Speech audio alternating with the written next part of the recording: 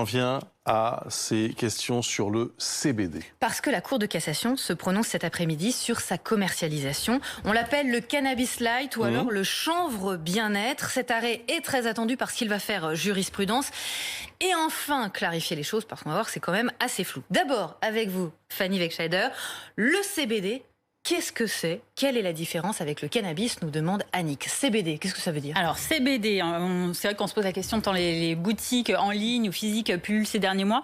C'est ce qu'on appelle le cannabis light, c'est surtout l'abréviation de cannabidiol. C'est une molécule qui est issue de la plante de cannabis, autrement appelée plante de chanvre indien également. Alors faute de preuves, pour l'instant, le comité d'experts de l'Organisation mondiale de la santé depuis 2018 certifie que sa consommation n'implique aucun danger pour la santé, qu'elle ne provoque pas non plus d'addiction. Le CBD n'est pas considéré comme un médicament, c'est bien de le préciser. Il ne soigne pas. En revanche, son succès commercial est dû aux vertus bien-être qu'on lui prête. À savoir que pour le moment en France, sa vente n'est autorisée que s'il contient une proportion de THC inférieure à 0,2%. Et alors, la différence avec le cannabis, c'est que ça n'a pas du tout les mêmes effets. Exactement. On plane pas. En gros, ce qu'il faut savoir, c'est la question qu'on se pose, c'est savoir si le CBD est une drogue ou pas.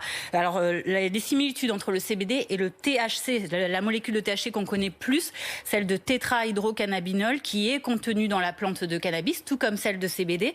Alors, le THC et le CBD en sont en fait deux des 200 phytocannabinoïdes qui sont identifiés par l'Organisation mondiale de la santé. Ça, c'est les similitudes. Les différences, en revanche, c'est que le CBD n'est pas considérée par l'OMS comme une drogue. Elle est dépourvue d'effets psychotropes. Elle n'est pas classée parmi la liste des stupéfiants. À l'inverse, le THC est un produit psychoactif euphorisant. Il est considéré comme une drogue. Et cette substance altère, on le rappelle, le processus mental, par exemple, des fonctions cognitives ou encore de l'affect. Donc voilà, la différence, c'est ça, c'est que le CBD n'est pas considéré pour l'instant comme une drogue. Voilà, on va pouvoir maintenant entrer dans le détail. Bonjour Alexandre Pérez, merci d'être avec nous. Vous êtes fondateur de Divi. Vous fabriquez, commercialisez des produits à base de CBD. On se demandait justement sous quelle forme ça se présentait. Vous, c'est essentiellement des huiles. Effectivement, bonjour Bruce, bonjour à tous. Nous, chez Divi, on fait nos huiles sublinguales. Donc, il suffit de mettre quelques gouttes d'huile sous votre langue, de patienter une quarantaine de secondes avant d'avaler pour que ça aide le système sanguin et qu'on puisse avoir des bienfaits 30 minutes environ après cette prise-là. On fait également des infusions. On ne fait pas de fleurs à fumer. C'est encore un autre sujet. Mais le CBD, aujourd'hui, la molécule du bien-être par excellence. Et on est ravis de faire ça en France puisqu'on a une filière qui est très ambitieuse à ce sujet-là. On sait tout faire en France. On est le premier pays producteur de chanvre en Europe. Donc, c'est quelque chose qui est une vraie possibilité et des vraies perspectives pour la France. Alors, Bruce se demande qui vient acheter chez vous. Qui sont les consommateurs ? Bruce pourrait être un de nos clients. En fait, aujourd'hui, le marché du CBD en France et en Europe, et même à travers le monde, est porté par les plus de 40 ans jusqu'aux seniors qui viennent chercher dans cette molécule naturelle une amélioration de leur bien-être. Vous parlez de bien-être. On parlait tout à l'heure avec Fanny du fait que le CBD n'était pas un médicament. Pourtant, il est utilisé par des personnes malades. On pense notamment à tous ces traitements très lourds, les traitements contre le cancer. Ça peut soulager des douleurs. Il semble que beaucoup de gens associent cette prise de CBD avec un traitement plus lourd. Et ça, je conseille à tous d'en parler évidemment avec leur médecin. Il faut faire attention aujourd'hui, la molécule de CBD, quand on est dans ces proportions-là, ce n'est pas un médicament. Donc ça, c'est aussi dans un cadre législatif. Mais c'est sûr que le cannabis au sens large, le chanvre, puisque c'est le nom latin, a encore de belles perspectives. Et on ne sait pas tout sur ses bienfaits aujourd'hui. Alors le cadre législatif... Oui, allez-y, pardon. L'important, mais vous l'avez dit tout à l'heure, c'est qu'il faut ne pas confondre entre le CBD et le THC. Le CBD aujourd'hui, ça ne fait pas planer, ce n'est pas une drogue, pour faire simple. Là où le CBD, le THC en revanche, est interdit, est un stupéfiant. Alors vous évoquiez ce cadre législatif, c'est bien le problème, c'est qu'aujourd'hui c'est quand même assez flou. Question de Marin, on voit beaucoup de boutiques qui ouvrent partout, on nous propose aussi des pâtisseries au CBD. La loi aujourd'hui, que dit-elle concrètement en France ? La loi en France, elle est obsolète puisqu'elle date de 1990, qui interdisait l'utilisation de la fleur de chanvre. Aujourd'hui en France, vous avez le droit d'utiliser de la graine et de la tige. La Cour européenne s'est prononcé encore en décembre dernier, donc la France ne peut pas interdire la fleur de chanvre. C'est donc autorisé. Et vous venez de le rappeler, aujourd'hui, il y a plus de 400 points de vente en France. Divi est présent aujourd'hui dans 100 pharmacies et parapharmacies sur le marché français. Donc la légalité ne s'oppose plus aujourd'hui sur le CBD. Ce qui est important pour la filière, pour les consommatrices et les consommateurs, c'est d'avoir un cadre qui est flou aujourd'hui, donc un cadre beaucoup plus clair qui va permettre aux consommatrices d'avoir des produits de qualité. Mais la Cour de cassation, cet après-midi, qui va donc rendre cet arrêt qui fera jurisprudence, ça pourrait faire fermer toutes ces boutiques ou bien au contraire pousser le gouvernement à vraiment autoriser de façon claire et nette ces produits, y compris les fleurs? Alors, je ne veux pas juger le fond de l'affaire parce que je la connais pas parfaitement. Ce qui est sûr, c'est qu'on travaille beaucoup avec le syndicat professionnel du chanvre et le rapport de la Mildeka et du ministère du député Mendes, qui a été rendu au mois de mars dernier.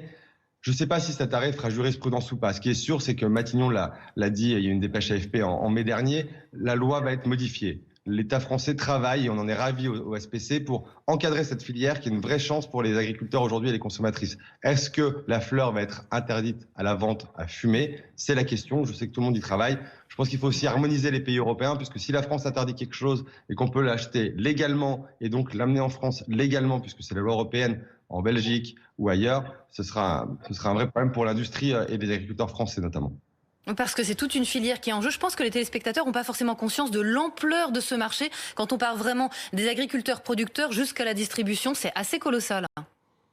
Absolument, les derniers data à ce sujet-là, on estime entre 8 à 10 millions de Français qui consommeront du CBD l'année prochaine. Donc à votre plateau, vous ou vos parents ou vos frères et sœurs consommeront du CBD dans les 12 prochains mois, ça c'est une certitude.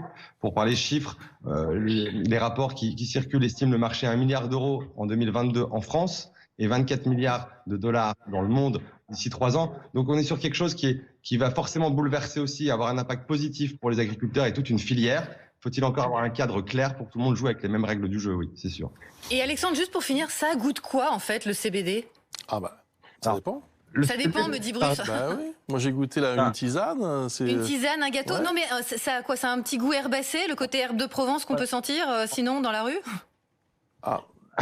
En fait, le chanvre a un goût effectivement assez fleuri, assez herbacé. Donc cette molécule-là, très légèrement. Ensuite, ça dépend dans quelle huile vous la faisiez infuser. Si c'est une huile de chanvre, ce sera un goût prononcé, comme on fait chez Divi. Mais on fait aussi une huile tirée de la noix de coco qui n'a pas de goût pour ceux qui aiment le bienfait du CBD, mais qui ne sont pas fans de ce goût herbacé, herbe de Provence, comme vous dites, Roseline. Oui, c'était la façon la plus neutre que j'avais trouvée. Non, c'est bien. Merci Bruce cautionne, c'est gentil. Merci Alexandre Pérez d'avoir été avec nous. Non mais ceci dit, il y a plein de grands chefs qui se mettent à ajouter du CBD dans leur préparation. Et ça, j'aimerais bien goûter. Si par exemple vous passez devant la chambre de votre ado, il dit tiens, ça sent l'herbe de Provence. Il est en train de faire un petit. C'est pas d'ado, me regardez pas comme ça. Je suis beaucoup trop jeune pour avoir des ados. On va faire un petit barbecue en terrasse. Non, ça n'a pas d'odeur le CBD. Ça n'a pas d'odeur, mais ça sent pas ça. Écoutez... Ça sent pas ça. Et ça sent pas le joint non plus. On peut dire les choses. On peut dire les choses. Ça sent pas le joint non plus. Ça sent autre chose. Mais non, mais ça se fume pas de toute façon. Ça va pas avoir une fumée. Ça va pas avoir une odeur de la même façon. Ça a une odeur pour la tisane ou pour les huiles. Ça a une odeur qui est assez forte, qui est plutôt agréable, mais qui n'est pas effectivement du tout. Voilà. Alexandre veut ajouter quelque chose parce qu'on dit beaucoup de bêtises peut-être. Non, pas du tout. Au contraire, vous avez beaucoup de questions. Nous, on a notre propre culture en Aveyron. Et si vous voulez, nous, on récolte au mois de septembre. Donc, vous êtes les bienvenus sur le champ et vous verrez cette odeur.